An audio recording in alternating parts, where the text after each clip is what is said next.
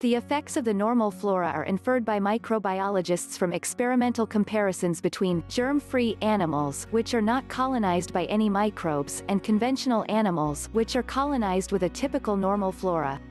Briefly, some of the characteristics of a germ-free animals that are thought to be due to lack of exposure to a normal flora are: 1. Vitamin deficiencies, especially vitamin K and vitamin B12.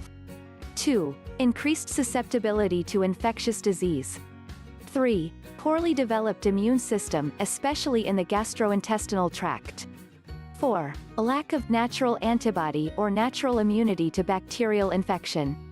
Because these conditions in germ-free mice and hamsters do not occur in conventional animals, or are alleviated by introduction of a bacterial flora at the appropriate time of development, it is tempting to conclude that the human normal flora makes similar contributions to human nutrition, health and development.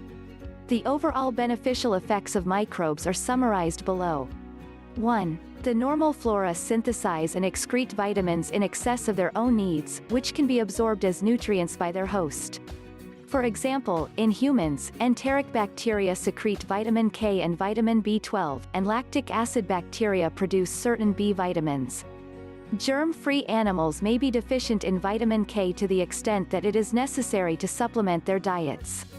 2. The normal flora prevent colonization by pathogens by competing for attachment sites or for essential nutrients. This is thought to be their most important beneficial effect, which has been demonstrated in the oral cavity, the intestine, the skin, and the vaginal epithelium. In some experiments, germ-free animals can be infected by 10 Salmonella bacteria, while the infectious dose for conventional animals is near 106 cells. 3. The normal flora may antagonize other bacteria through the production of substances which inhibit or kill non-indigenous species. The intestinal bacteria produce a variety of substances ranging from relatively nonspecific fatty acids and peroxides to highly specific bacteriocins, which inhibit or kill other bacteria.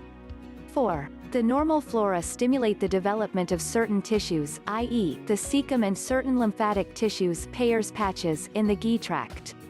The cecum of germ-free animals is enlarged, thin-walled, and fluid-filled, compared to that organ in conventional animals. Also, based on the ability to undergo immunological stimulation, the intestinal lymphatic tissues of germ-free animals are poorly developed compared to conventional animals.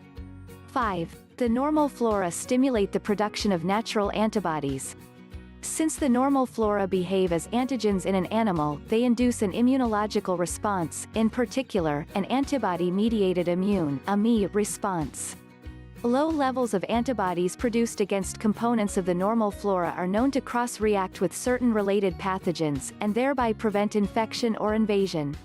Antibodies produced against antigenic components of the normal flora are sometimes referred to as natural antibodies, and such antibodies are lacking in germ-free animals.